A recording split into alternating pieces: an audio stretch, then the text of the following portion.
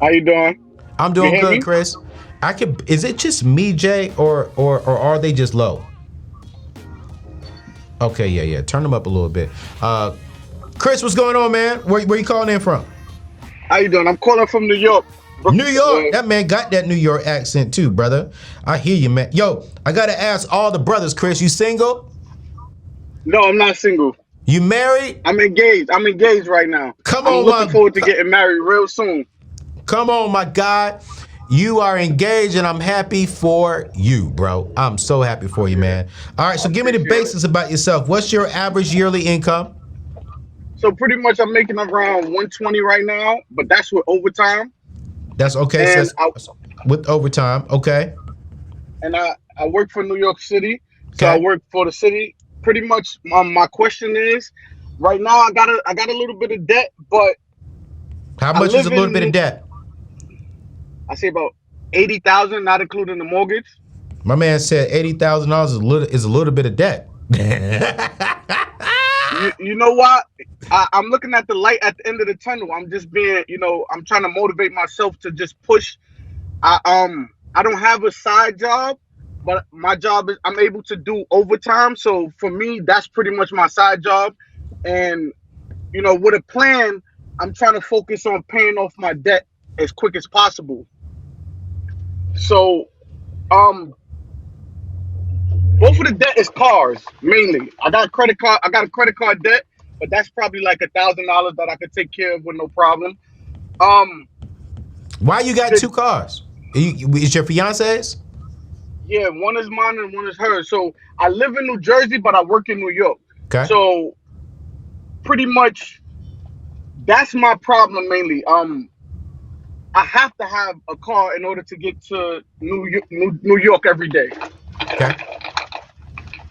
So I don't really want to sell the cars. I know selling the cars would be more beneficial to me, Okay. but I had a few lemons within the past, and I was breaking down on the side of the road and everything.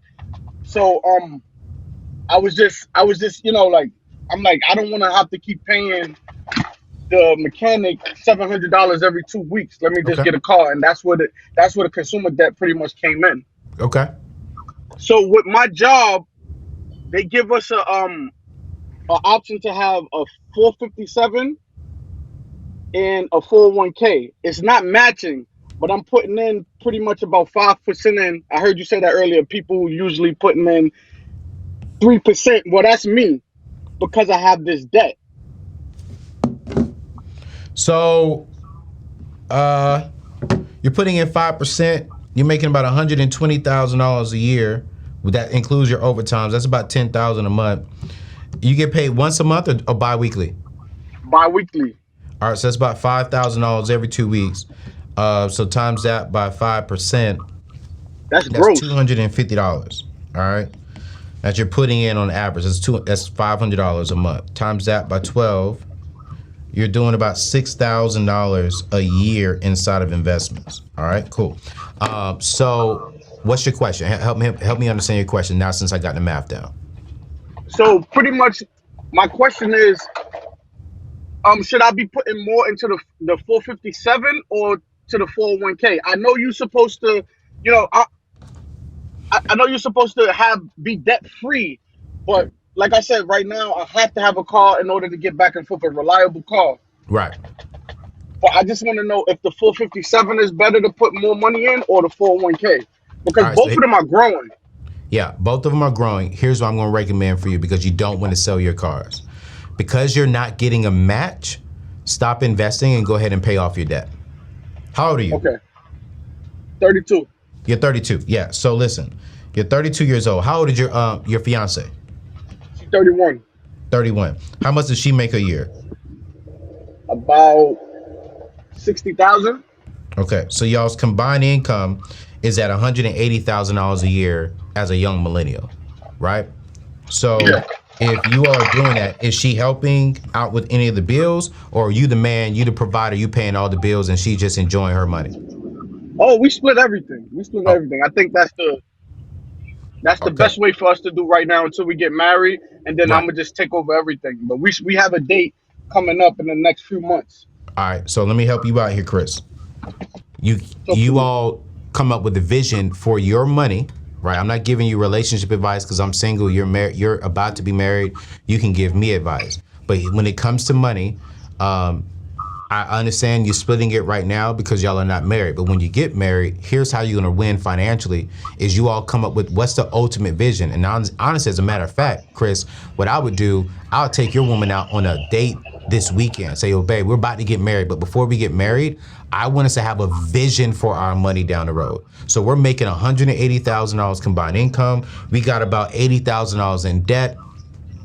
Here is the vision. So all of our money is going to go into this account, and all of our money is going to be allocated to these particular areas. You're going to have this amount of money to spend a month. I'm going to have this amount of money to spend a month. No more of this 50-50. You put in this and I put in this. No. We need to be on one page, one accord. So that's what I would do once you get married. Give me a call back. Heck, as a matter of fact, if you all want to fly up, to DC and sit down with me, I can literally sit down with you all and help you map out the vision for, your money as a couple, right? I can really help you get that solid to where now we're talking about, hey, at 60, we want to retire. That's in 28 years for one of us, right?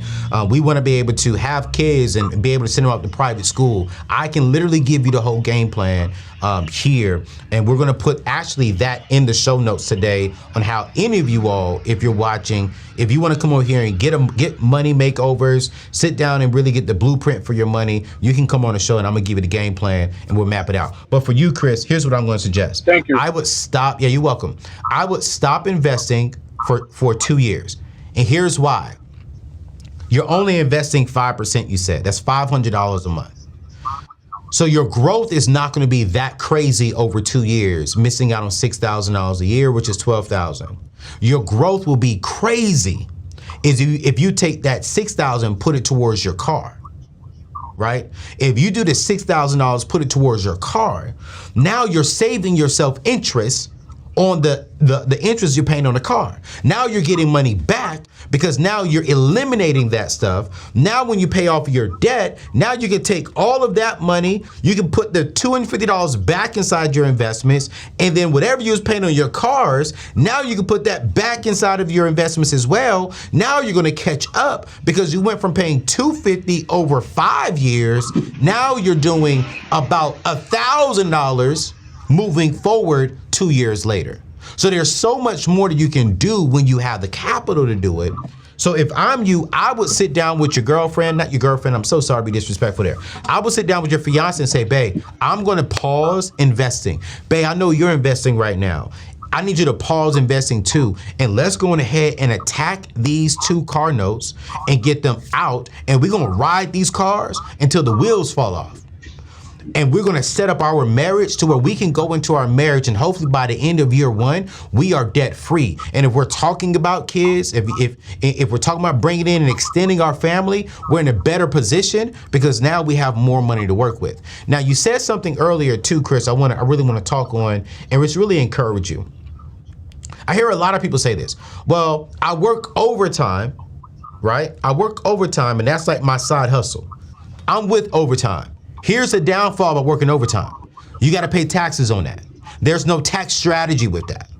So if I'm you, if you know you can do something on the side, if you drive for a living and maybe you can go and start Uber on the side or start driving stuff on the side or delivering stuff on the side, whatever that gift is, I would do that rather than doing overtime hours because you're going to get taxed for overtime. But if you start a side hobby, now you can have write-offs. Now you're saving money. Now you're getting more money back on your taxes because now you're utilizing the tax code that wealthy people utilize. So I would think about that. Like, hey, I'm working an extra 10 hours. Yeah, great. If you're making an extra 10 hours, and you're making an extra $1,000, well, 40% of that is gone. So you're really only making an extra $600. But if you make that same $1,000 as a side business, you can keep 800 of it, not just 600. So it's something for you to really think about and process. And I get your philosophy. I get everyone's philosophy who says, oh, my extra hours is my side business. Yeah, but the strategy behind that, is it wise? Like, is it really benefiting you something? And then 2, Chris, you seem smart and intelligent, man. I love the way you're thinking. Like, what could you build that you can own that can take you and your wife off of your job in the next 5 years? That's the plan. You see what I'm saying? That's what I'm Like, trying what? to think, put together. There you go. So it's like, instead of working extra hours for the man, how about you come home and work extra hours for your family? Right. And I you're appreciate working that. your job, you're doing your very best 8 to 5. But then when you come home, you and your fiance are sitting down having a conversation saying, listen, here's the vision for our money, but here, what do we want? Baby, do you want to come home? Chris, it's just me, you, man to man. I was Every told day, sex. he wants to. I was told sex is even better when the wife ain't gotta work. I was told she's swinging from the ceiling when she got financial freedom. So if I'm you, Chris, I'm like, baby, I'm not working no more for the man after my 5 p.m. I'm coming home and, babe, what do I need to do to build you and I's company so that way you can come home off of your job and eventually I can come home off of my job and me and you can raise our kids. We can both go to the basketball games, the soccer games. I can go sit in the back of the classroom. I can volunteer at the schools. Don't get me started, Chris. Don't get me started. So I just wanted to say that. Like, I hear what you're saying. This is what I do. But I'm like, Chris, if I was blessed and honored to be in your position to find the love of my life, man, listen here. I'm trying to figure out a way to bring both of us home. Right. Because I've watched my mom and my dad have a great relationship because my mom never had to work. She works now because she loves doing what she's doing. She only works like 2 days a week, like 4 hours a day. But she was like, Anthony, the reason why I still rock your daddy's world in that bedroom is because he took care of me. The reason why he come home and you see that big old gut he got is because I feed him, because he never made me do something that I didn't want to do. And I believe all the ladies in the chat watching right now, ladies, back me up if I'm telling the truth here. No lady wants to have to work. They want to be able to do what they want to do, but no lady, no married woman wants to be in a position to where she cannot be involved in their kids' life, to where she cannot raise those kids because she has to work to help provide for the home. So that's just my 2 cents right there, brother. I Thank you. I appreciate it. Yeah, man. You know, I love you, man. I appreciate you, man.